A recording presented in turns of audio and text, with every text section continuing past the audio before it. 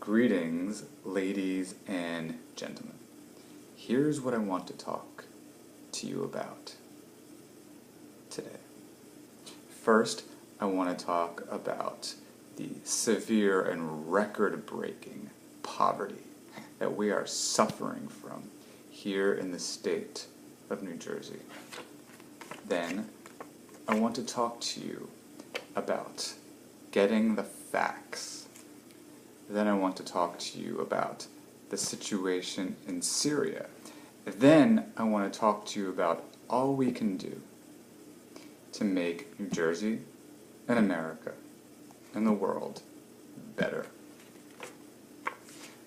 Now then, let us briefly chat about the record-breaking poverty here in the state of New Jersey.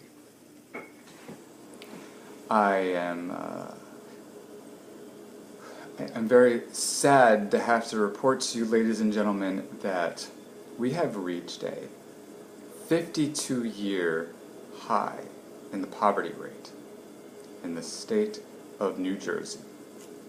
24.7% of New Jerseyans are considered poor. That means roughly, or almost, a quarter of the state. A fourth. That's a lot. That is extremely disconcerting. And as somebody who would be considered poor myself, it's something it's a problem I can certainly relate to, and it's something I can certainly talk to you about with a lot of understanding, obviously. It's also a problem that we can fight. It's a problem we can solve. But let's talk a little bit about the factors, and let's talk a little bit about evidence throughout the history of the United States and the state of New Jersey that shows why we're suffering economically as severely as we are. Now, here's what it comes down to. High taxes and excessive government spending are bad for the economy, no matter how you put it, and the facts do not dispute this. Now, here's my case for you. The lowest unemployment rate that the country has ever seen was in 1953. That unemployment rate was 2.93% of the country. Let me repeat that. In the year 1953, 2.93% of the country was unemployed, whereas today, over 7% of the country is unemployed. Now, interestingly, taxes were low in 1953, and spending was low in 1953, and debt was low in 1953. And we're not just talking about on the federal level. Property taxes here in the state of New Jersey were low in 1953. The economy was good, even despite a recession that occurred in 1953. Unemployment was at an average of, as I said, 2.3%. Let's look a little closer at the year 1953. What specifically was the tax rate? Well, the income tax rate on paper, now this is going to get very interesting, ladies and gentlemen. On paper, the marginal tax rate on the wealthiest Americans was 90%, over 90%. But here's the thing. a lot of rich people paid almost no income taxes, and here's how. You've heard of it before. It's called loopholes. There were a lot of loopholes in 1953. Again, as I said, it allowed people to basically not pay income taxes if they were rich. And if you don't believe me, just look at the history of laws passed in the United States, and you will find that in 1969 there was a law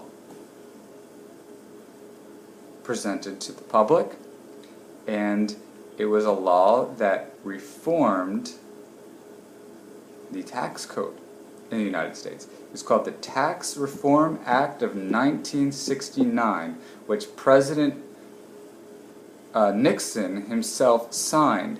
And in his commentary on why he signed this bill, he said the reason he signed it was because too many rich people were getting away with paying no income taxes because of so many loopholes, which means that the so-called 90% plus income tax imposed on the rich was meaningless and a lie. Which means, furthermore, that a lot of people weren't paying high taxes between 1953 and 1969. There was also low spending in 1953 compared to what we spend today. Nearly $677 billion was spent by the United States government in 1953, and this is adjusted for inflation. And the debt was merely $2 trillion, again adjusted for inflation. Whereas now, we spend trillions of dollars and we're in debt. We're in over $17 trillion of debt federally. So you see, low unemployment with lower government spending, lower government taxes, and lower government debt. Whereas today, we spend trillions of dollars, we're in debt $17 trillion, and we have higher taxes, we have more regulations, and you see the economy we have. And then you look at New Jersey in particular, where nearly a quarter of the state is dirt poor. And you think about the property taxes in this state. Keep in mind, New Jersey has the highest property taxes in the country and the highest debt per capita in the country. Well, high taxes and a lot of debt aren't good for the overall economy. It doesn't help poor people, and it doesn't help create jobs. As we've seen, looking at the data of the economy in 1953, when we had the lowest unemployment rate in the nation's history, there was low taxes, low spending, and low debt. Whereas today, again, I want to reiterate this because it's so important if we're going to fight poverty. We have the highest property taxes in the country. And we have the highest debt per capita in the country. A little bit more on property taxes for you. This is especially interesting. Between the year 2000 and 2012, local government spending and taxation increased by 44.3%, which means within the last 12 to 13 years, we've seen the most drastic increase in spending and taxes and debt, which is actually not only the trend in New Jersey, but of course we see that trend nationally as well. Putting that out there so that you understand that the increase in taxes, whether it's property taxes, income tax, or sales tax, is not helping anyone. And again, reiterate the fact that we have a 52-year high on our poverty rate, and nearly a quarter of New Jersey is considered poor today. other interesting statistics. Ladies and gentlemen, those who are between the ages of 18 and 24, 26.9% of those folks in 2007 were poor. Today, well, in 2011, there was an increase to 32.8%. That's just about a 6% increase in the poverty rate for young people since Barack Obama has been the president of the United States, and since Chris Christie has been the governor of New Jersey. Very interesting, isn't it? Now, if we look at senior citizens, interestingly, their poverty rate has actually gone down. In 2007, 26.7% of senior citizens were poor, whereas in 2012, 26.2% were considered poor. That is a low decrease, but it is a decrease nonetheless. Interesting compared to a stark contrast when we look at younger folks.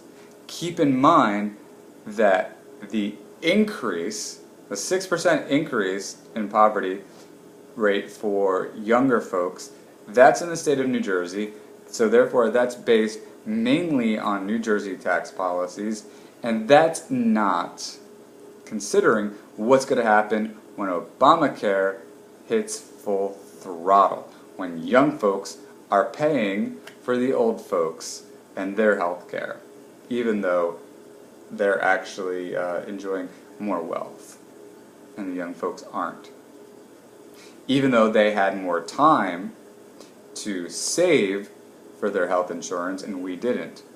We, the folks under 30 and especially under 24, are going to have to pay for it. To me, that doesn't seem fair or logical, but that's the policy that's imposed, and this is the facts in terms of what we're having to deal with today. Now, I told you I'd keep these videos short, so I'm going to move right along now, and the next thing I told you I wanted to talk about is I wanted to talk to you about the importance of research. What do I mean when I say we need to talk about the importance of research? I mean, ladies and gentlemen, we have to do our homework today.